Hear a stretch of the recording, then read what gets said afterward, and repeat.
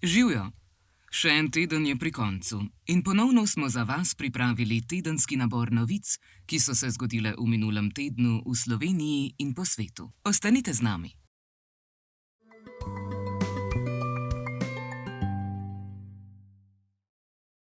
Državni zbor je ta teden sprejel zakone, ki za predsednika Republike Slovenije in lokalne funkcionarje uvajajo pogoj nekaznovanosti. Če bodo pravnomočno obsojeni na več kot leto dni zapora zaradi naklepnega kaznivega dejanja, jim bo mandat prenehal in hkrati takšne osebe ne bodo smele kandidirati.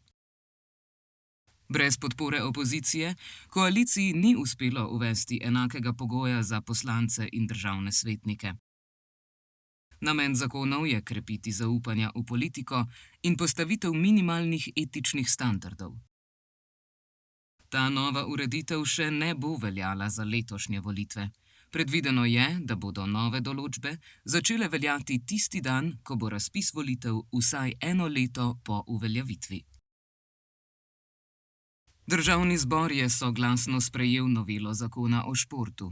Glasovalo je vseh 76 prisotnih poslancev.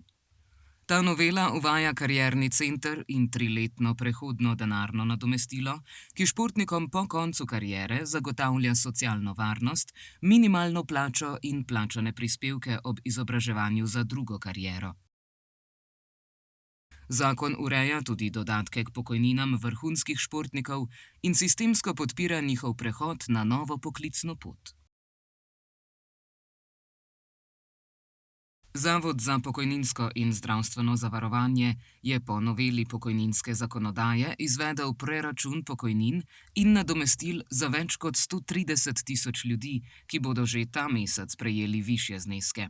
Zagotovljena pokojnina se je s 781,94 evra zvišala na 785 evrov, najnižja invalidska pokojnina pa na 610 evrov. Povišanja znašajo od nekaj evrov do približno 120 evrov. Preračun je začasen, dokončna odmera s poračunom za nazaj pa bo izvedena kasneje, najpozneje do konca junija. Ob dnevu ozaveščanja o tinitusu, ki ga obeležujemo 3. februarja, bo v torek 3. februarja na Zvezi društev gluhih in naglušnih Slovenije potekal strokovni posvet o tinitusu. V uvodu bodo govorili predstavniki Ministrstva za zdravje in ZDGNS. O tinitusu v klasični praksi bo predavala profesorica dr. Saba Batelino, doktorica medicine.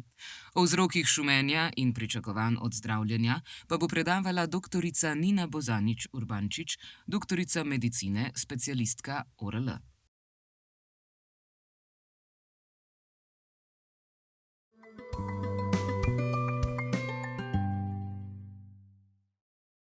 V Minneapolisu je med protesti proti agentom ICE umrl 37-letni medicinski tehnik Alex Preti, ki so ga zvezni agenti ustrelili.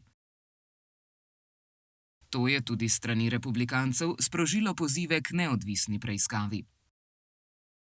Trump je zagotovil preučitev incidenta in poslal Toma Homana, najvišjega uradnika za mejni nadzor, da prevzame operacije ICE. Napetosti med zveznimi in državnimi oblastmi naraščajo. Protestniki pa zahtevajo umik agentov, medtem ko mesto in podjetja za en dan zapirajo vrata. Starši trdijo, da Preti ni držal pištole, oblasti pa, da je ogrožal agente. Zunanji ministri Evropske unije so včeraj v Bruslju podprli uvrstitev iranske revolucionarne garde IRGC na seznam terorističnih organizacij zaradi nasilnega zatiranja protivladnih protestov v Iranu, v katerih je bilo ubitih več tisoč ljudi.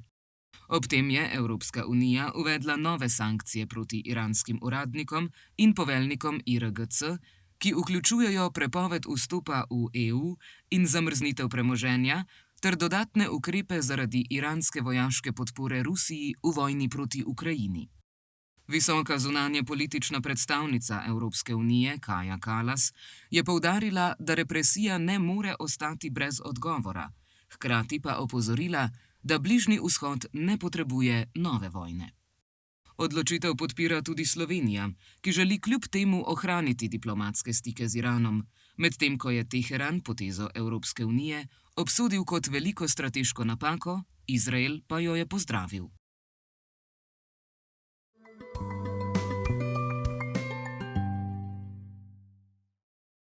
Ameriški plezalec Alex Honnold se je brez vrvi povzpel na Taipei 101 v Tajvanu. 508 metrov visoko stavbo, kar je njegov največji solo vzpon doslej. Podvig je spremljalo več 100 ljudi in snemal helikopter. Honnold je predtem solo preplezal El Capitan, upodobljen v z Oskarjem nagrajenem filmu Free Solo. Tudi slovenski plezalci so se izkazali z izjemnimi podvigi. Janja Garnbret in Domen Škofic sta preplezala 360-metrski trboveljski dimnik. Škofic pa plezal po krilu jadralnega letala na 2500 metrih višine.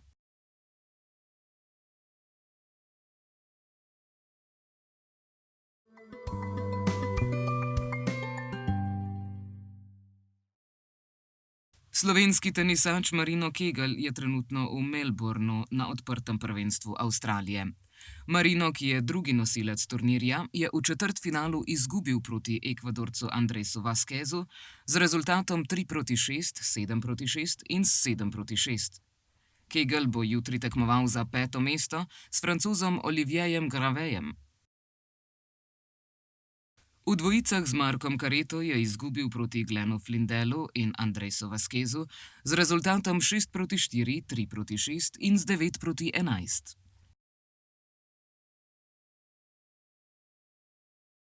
Slovenska rokometna reprezentanca je na Evropskem prvenstvu v Malmöju najprej izgubila proti Hrvaški s 25:29, s čimer je praktično zapravila možnosti za uvrstitev v polfinale. Nato pa je na zadnji tekmi glavnega dela doživela še poraz proti Islandiji z 31:39. Kljub borbeni predstavi in 13 obrambam vratarja Miljana Vujovića so Islandci v drugem polčasu prevladali in si zagotovili polfinale. Slovenija pa je prvenstvo na Švedskem, Danskem in Norveškem končala brez bojev za medalje.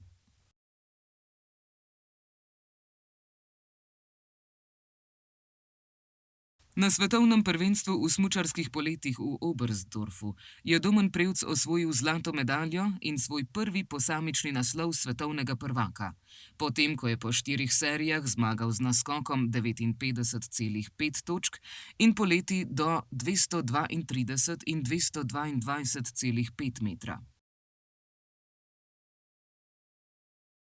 Na ekipni tekmi je Slovenija končala 6. Potem ko je Prevc v prvi seriji ni mogel skočiti, saj so mu smuči nenadzorovano zdrsele po zaletišču in skoka niso ponovili. V finalu pa je pristal pri 228,5 metra. Zmagala je Japonska, sledili sta Avstrija in Norveška. Slovenska futsalska reprezentanca je na domačem evropskem prvenstvu v Stožicah najprej premagala Belgijo s 5:4.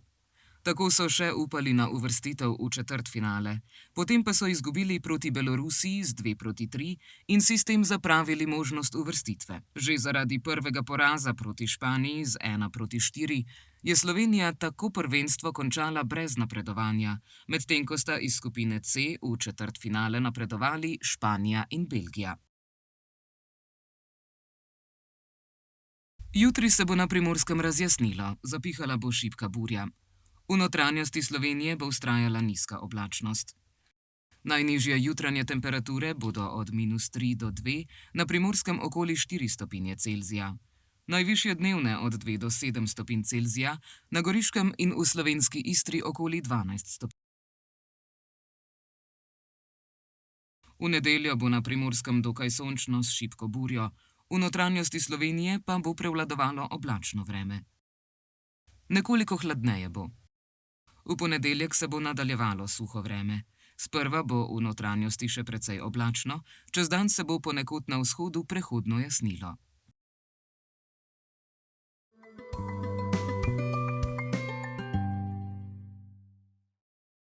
Kretnja tedna je tokrat tinnitus. Kretamo jo takole. Tinitus je šumenje, piskanje, ropotanje in drugi različni zvoki, ki jih oseba sliši na enem ali obeh ušesih. Zvoki lahko sčasoma izginejo, lahko pa so stalni in močno vplivajo na kakovost življenja. Lahko se na primer pojavljajo motnje spanja, utrujenost, nezbranost ali tesnoba. Tinitus se lahko pojavi tudi pri gluhih, saj ni odvisen zgolj od sluha, temveč od zaznavanja zvoka v možganih. To je bilo za ta teden vse. Želimo vam lep vikend in se spet vidimo prihodnji teden.